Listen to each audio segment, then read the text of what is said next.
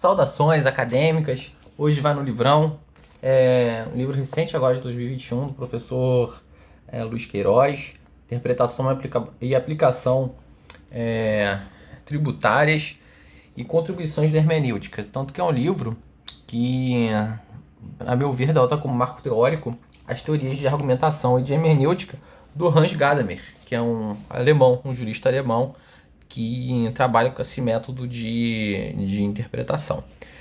Enfim, vou fazer um tópico, item 3.5, que vai falar do direito tributário e o tempo, a justiça e a segurança na Constituição Tributária Brasileira, que na realidade conversa muito com um outro livro que eu li, um outro texto que foi escrito em 2012, se eu não me engano, que foram estudos em homenagem ao Dr.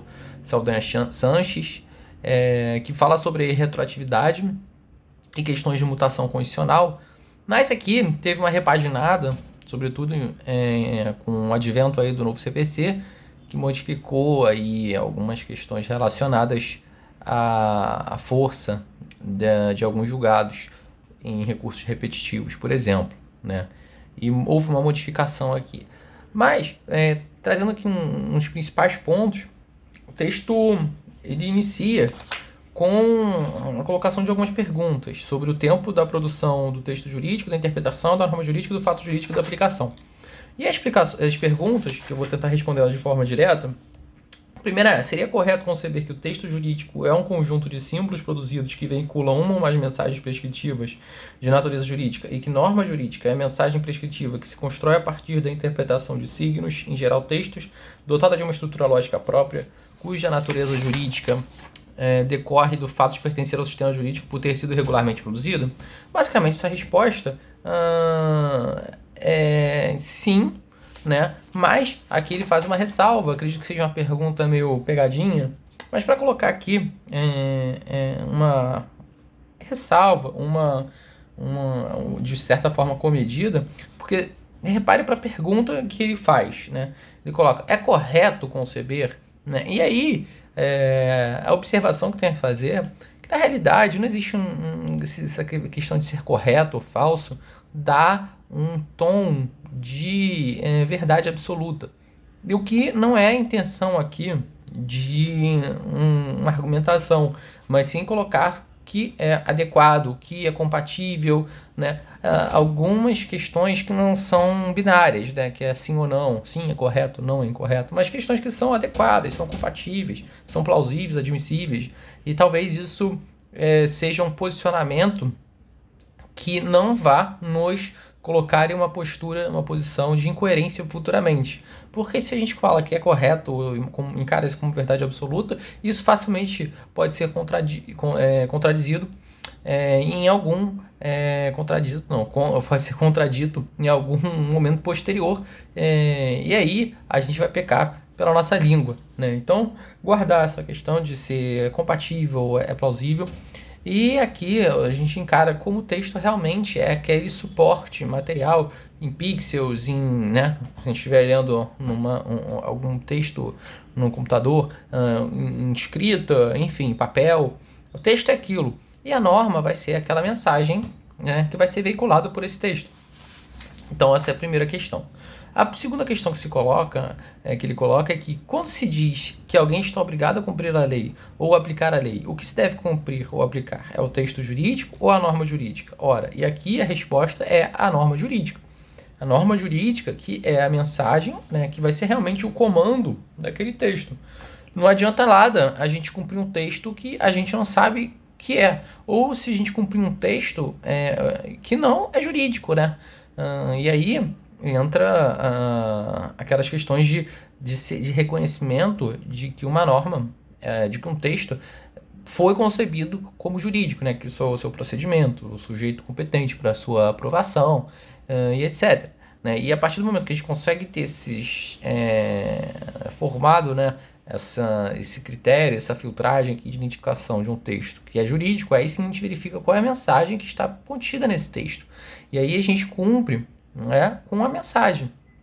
Aí a gente volta para aquele exemplo clássico é proibido a entrada de cachorros, né, em determinado ambiente. Só que aí você decide entrar com seu hipopótamo. E é óbvio que você não poderia entrar com hipopótamo, porque a mensagem seria proibido entrar com animais, né? A norma seria que não poderia entrar com outros animais. Só que aí, ao mesmo tempo, outra pessoa vai e entra com um cachorro. Só que essa pessoa é cega. Então, apesar do texto estar escrito, né, proibido entrar de cachorros, entrada de cachorros, né? A pessoa consegue entrar com cachorro porque a norma diz, né, que a entrada de cachorros tem que ter esse sentido de que seja um animal, um pet ou alguma companhia assim. Só que pro cego, o cão-guia, o significado de cachorro ali é a própria extensão dos seus próprios olhos, né? Então, não é um cachorro pro cão-guia, é a sua própria, seu próprio senso de visão ali. Então, a norma, é óbvio, que não proibiria a entrada de um cachorro, de um cão-guia, né? Então, esse exemplo que eu dei é para dizer que a gente deve cumprir a norma e não o texto. Uma outra pergunta, que é possível construir norma jurídica com base em uma interpretação do texto jurídico, independentemente da ocorrência da situação de fato descrita pela norma, ou há que se aguardar a ocorrência, no tempo e no espaço, de um fato concreto que corresponda a esse texto jurídico? Depende, porque o nosso Poder Judiciário tem duas formas de atuação. Ele atua em concreto, né, e atua em abstrato. Atua em concreto, e aí os juízes de todas as instâncias, né, vão atuar dessa forma, exercendo esse controle difuso, de constitucionalidade, pode ser que sim, e também vai haver aplicação do texto de um controle em concreto, né? E aí a gente percebe que existe a concepção, a construção e uma declaração de uma norma, no caso de um controle de constitucionalidade via ação, que é um controle que não é necessário que se haja um fato concreto para que seja aplicado. O que é diferente quando existe um caso concreto, uma situação concreta que vai gerar o direito subjetivo para uma parte e um dever obrigacional para outra parte, né? E aí, cabe dizer aqui que, invariavelmente, nesse processo meio, né, de construção de uma norma jurídica, vai se perpassar por esse caminho de saber se a lei, a norma infraconstitucional, vai ser compatível com uma norma constitucional. Vai haver um controle de constitucionalidade nesse meio de caminho para saber se a situação de fato pode ser regulada por aquela norma, né? E aí a gente tem que essa norma ela vai ser aplicada num caso concreto, a partir dessa construção, a partir dessa compatibilização. E uma outra pergunta que ele coloca é que se somente for possível construir uma norma jurídica a partir da ocorrência de um fato concreto que corresponda a esse texto jurídico, haverá uma norma que não seja retroativa? E aí a gente tem que as normas elas vão ser retroativas, né? Elas vão ser retroativas, porque no caso concreto, o que acontece? Você vai ter uma situação primeiro, né? Só que a lei que vai regular esse caso, ele já veio antes, né? E aí, a norma que vai ser construída, ela vai vir ser aplicada a um fato anterior à sua publicação, né? Então, a gente percebe que nesses casos concretos existe sim uma norma retroativa que vai se reportar a um fato passado, né? E aí, eu estou procurando aqui uma observação que ele faz sobre isso, mas acho que não vai ser interessante para trazer agora, mas tem isso daqui, né? E aí, ele vai fazer uma dissertação aqui sobre os princípios da retroatividade, da anterioridade da exigência, da anterioridade do exercício e da anterioridade nonagesimal, né? E aí, beber um golinho de café.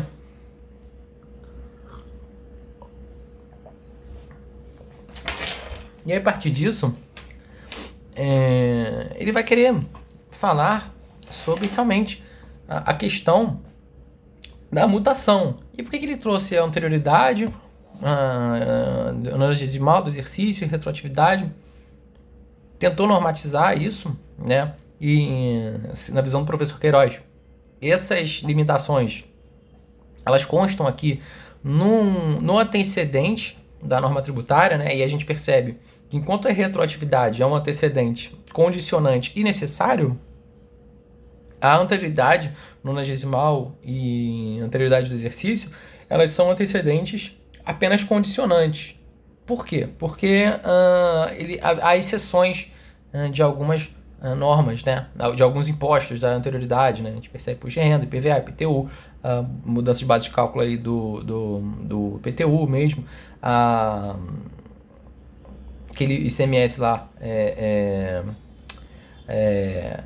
que muda por convênio, né? O monofásico, enfim, algumas exceções aqui à regra da anterioridade, por isso que é uma situação condicionante.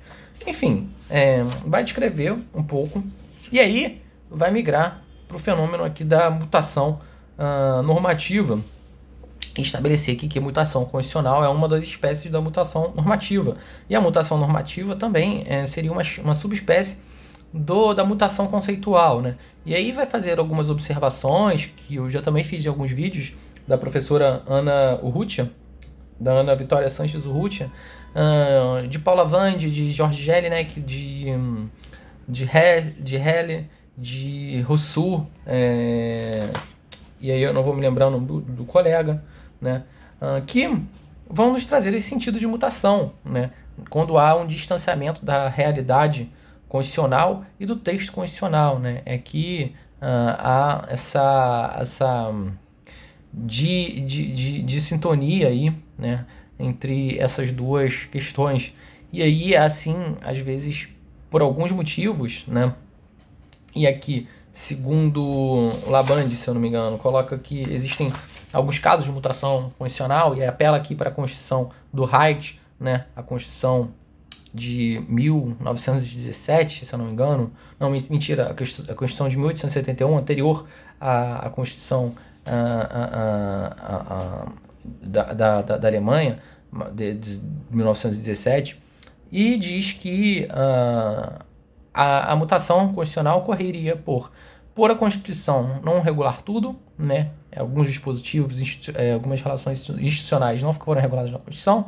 A mutação constitucional dava também por leis afrontarem a Constituição, e isso era comum, porque não havia mecanismos de controle de constitucionalidade ali efetivos, né? Então a Constituição era apenas uma diretriz política a ser seguida e não jurídica, não havia uma força tão grande, e também havia uma modificação constitucional por força de costumes, né? De mudança de interpretação.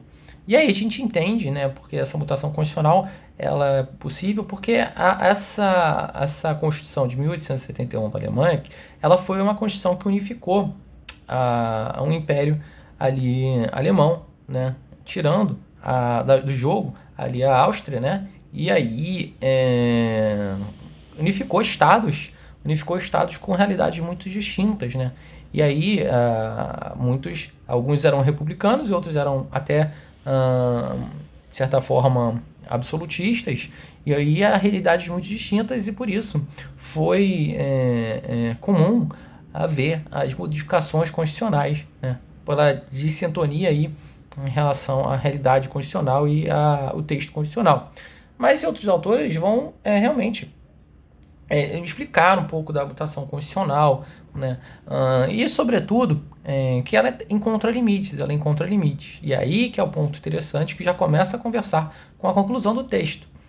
Esses limites, eles devem ser respeitados, né? E também, eles não podem possibilitar que uma realidade contra-constitucional prevaleça sobre a Constituição, né? Uma realidade que é contra a Constituição, contra os valores prescritos na Constituição, que são valores que devem ser respeitados, que são valores que estão ali para ser cumpridos, né? Que ainda que exista a questão da mutação, da modificação de conceitos, né? Existe aí alguns valores respeitados que o nosso Constituinte colocou como os valores mais fundamentais do nosso sistema. Não posso chegar simplesmente porque uma realidade está contrária à Constituição, é porque a Constituição modificou. Não, a Constituição ela tem uma força a ser cumprida, né? Eu não posso ignorar isso e aceitar que qualquer mutação venha a modificar o seu entendimento. E por isso, a necessidade de estabelecer limites, né? E esses limites, é que muitas das vezes foram descumpridos. Havia uma modificação do texto, ao invés da modificação da norma. É o que a gente percebe naquela decisão do Supremo que modificou aquele entendimento da competência do Senado para suspender a eficácia de uma lei declarada inconstitucional pelo STF, né, no qual o STF decidiu que, por mutação constitucional, aquele dispositivo se referia apenas à necessidade que o Senado deveria dar publicidade às decisões declaradas inconstitucionais via sede de controle difuso do STF. E isso foi uma grande modificação de texto, na realidade, né? Foi uma mutação constitucional que não respeitou os limites estabelecidos pela nossa Constituição, né? A nossa Constituição nunca quis dizer isso e deixar negligenciar essa competência do Senado. Pelo contrário, o Senado atuaria ali como com representantes, né, dos estados e do povo, que colocaria ali uma eficácia erga omnes da decisão do Supremo, né?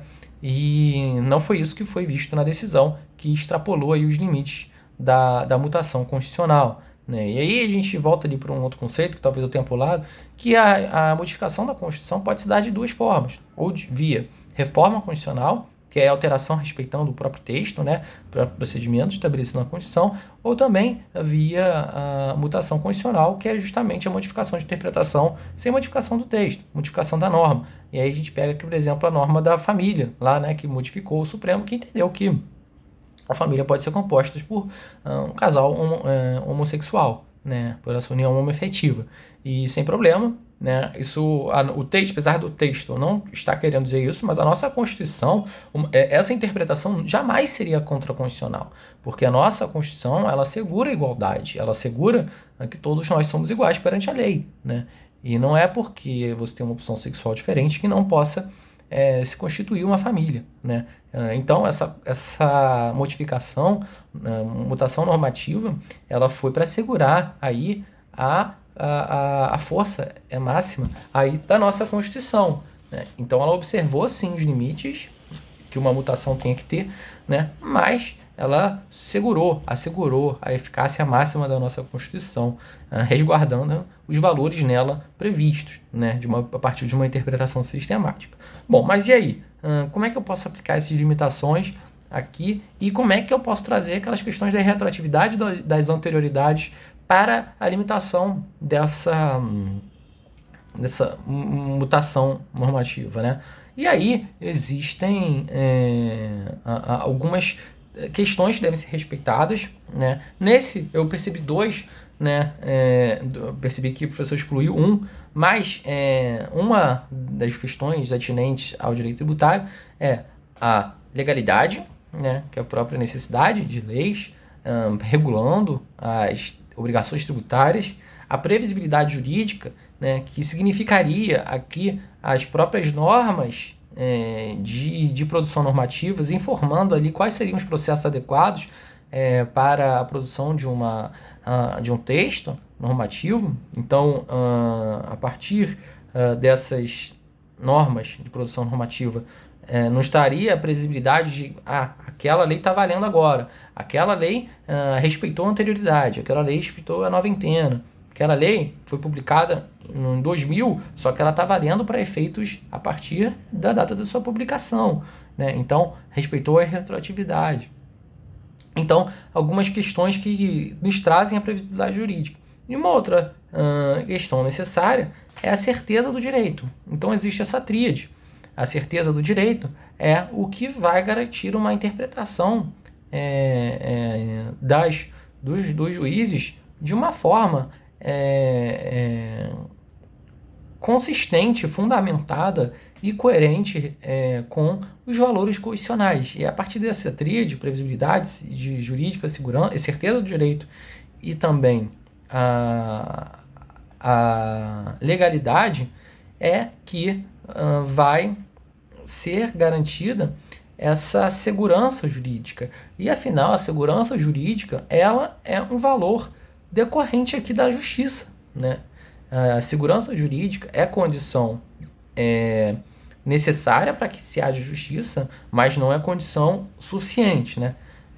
Então, com segurança jurídica, Com justiça, a gente tem segurança jurídica, mas com segurança jurídica não necessariamente a gente vai ter a, a segurança jurídica, né?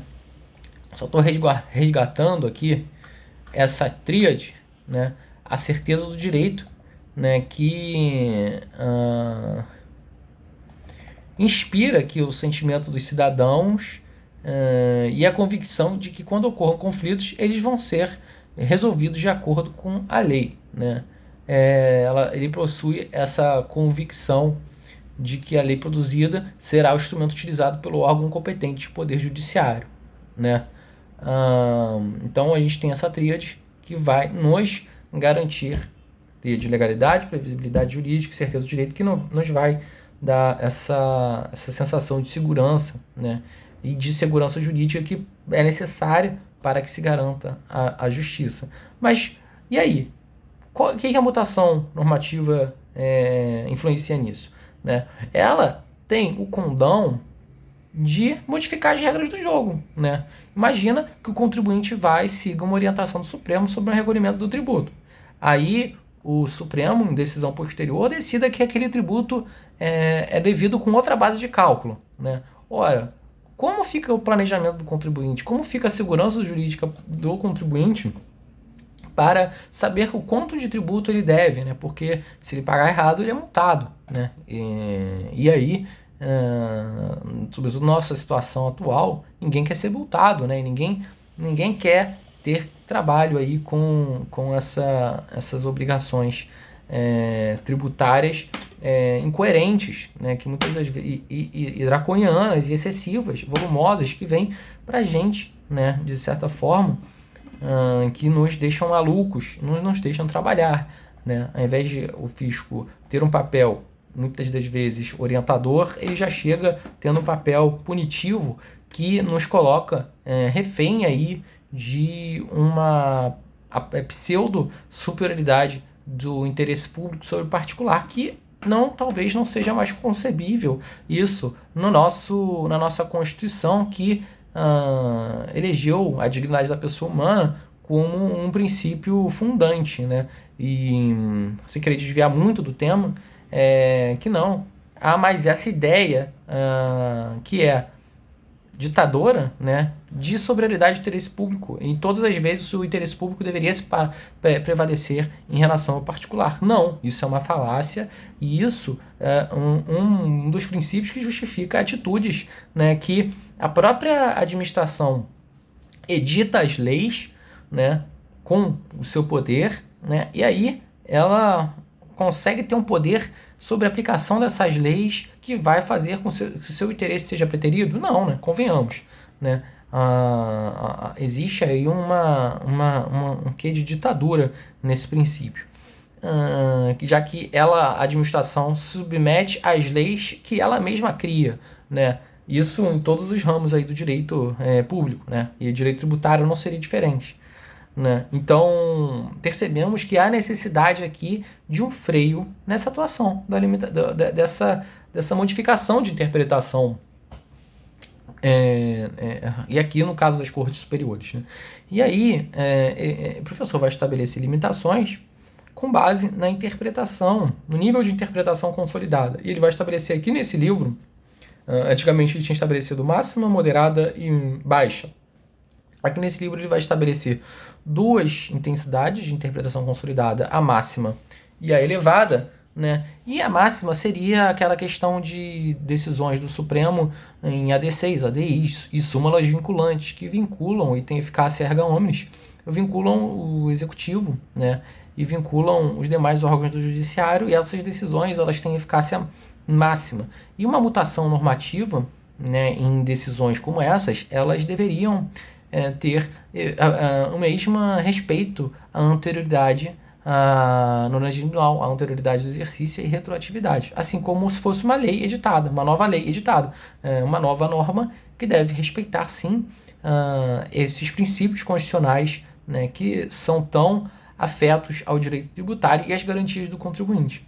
E uma outra segunda interpretação, nível de interpretação consolidado, seria a interpretação elevada, que seria em sede de recursos repetitivos, né? Que tanto o STF, STJ, uma modificação aí, e aí de acordo com o entendimento constitucional, o entendimento infraconstitucional, também deveria respeitar a retroatividade e as anterioridades, né, do exercício nonagezimal, para que pudesse ser exigido um novo tributo com base nessa modificação, nessa mudança de entendimento, né? Essa mutação normativa.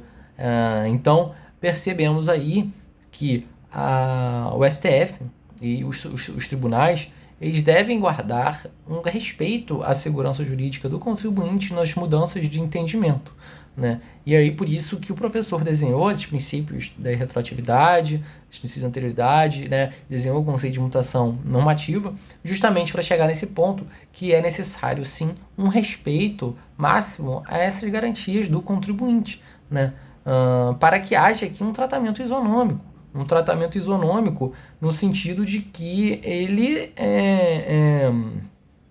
pague tributo de forma igual a quem está pagando a partir dessa decisão, né? Para que não haja gente pagando tributo, a gente que não pague tributo, né? Porque uma decisão ela pode privilegiar determinados contribuintes e outros não, né? Com essa questão também da modulação de efeitos, isso tem muita relação com essa extrapolação aí dos limites e as garantias dos contribuintes, né?